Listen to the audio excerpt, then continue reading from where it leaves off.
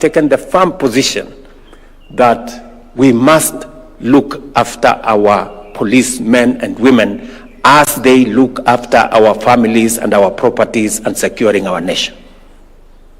It is the reason why even our housing program, I announced the other day that we are going to dedicate at least 20% of those housing programs to our policemen and women and our security men, our security agencies. Why?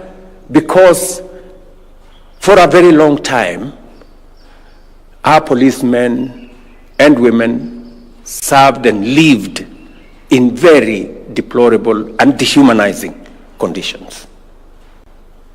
And that is why we are now building additional facilities, more houses for our policemen and women, and giving them an opportunity to own homes like all other citizens.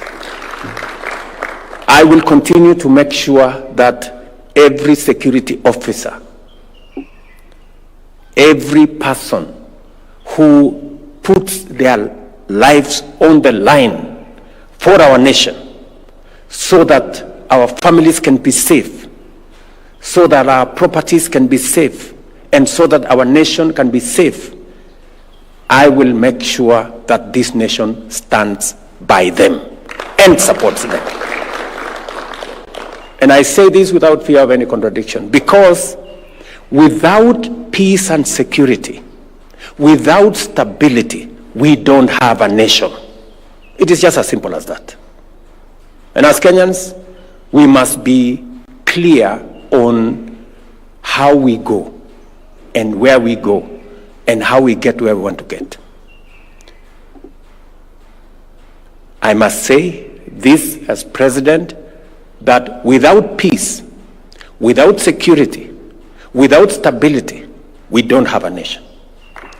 The people who put their lives on the line to make sure that our families are safe, that our properties and nation is safe and stable, are our security agencies.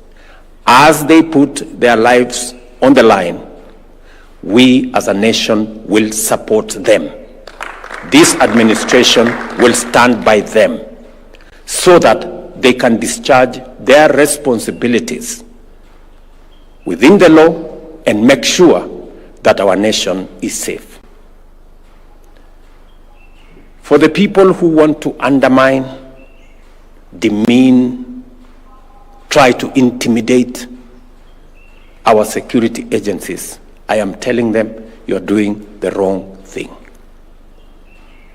Our security men and women deserve every support that we can muster for them to secure our nation. And we must work with them.